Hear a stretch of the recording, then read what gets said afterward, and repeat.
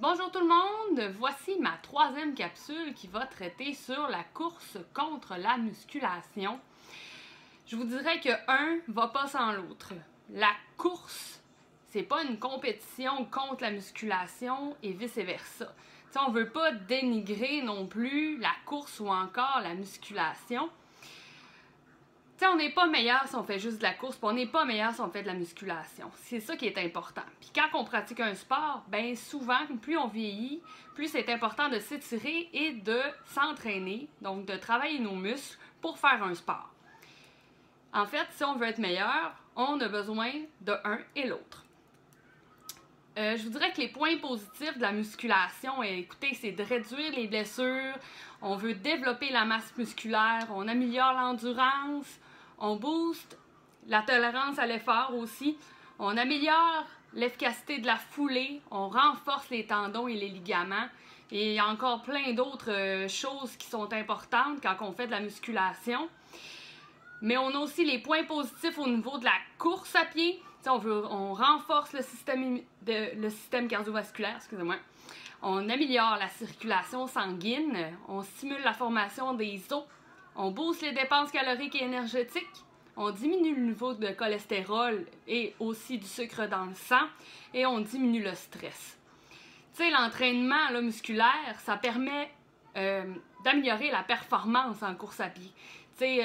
Quand on est plus safe de notre corps, des muscles, on va être capable d'en donner plus, puis on va être capable d'en recevoir plus. Je vous dirais que de se prendre un entraîneur, au début, on veut pas en prendre un parce qu'on a comme, je vous dirais, on est capable tout seul, mais je vous dirais que depuis quelques années, au moment où j'ai décidé de me prendre un entraîneur, que ce soit au niveau de la course à pied ou encore en musculation, ça m'a permis d'avoir des exercices spécifiques au niveau de la musculation, mais aussi en course à pied. De regarder les objectifs que je voulais en course, mais d'avoir une meilleure, je vous dirais, adaptation de mon entraînement dans le but que ce soit d'un demi ou encore d'un marathon. Tandis que quand je le faisais seul, souvent j'en faisais beaucoup trop.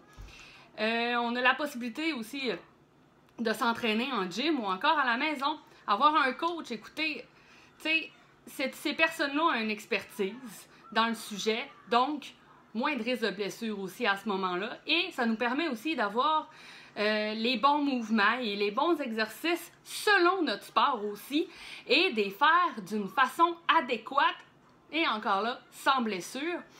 Je vous dirais, choisissez les bonnes choses pour vous et je voulais juste regarder ce point-là parce que souvent on se dit, moi je fais juste de la course, c'est pas important la musculation, sauf que, eh oui, c'est super important.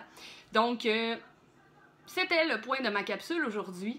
Donc, je vous inviterai à aimer ma chaîne YouTube et de devenir abonné pour avoir de plus amples capsules sur le sujet. Et sur ce, bonne journée!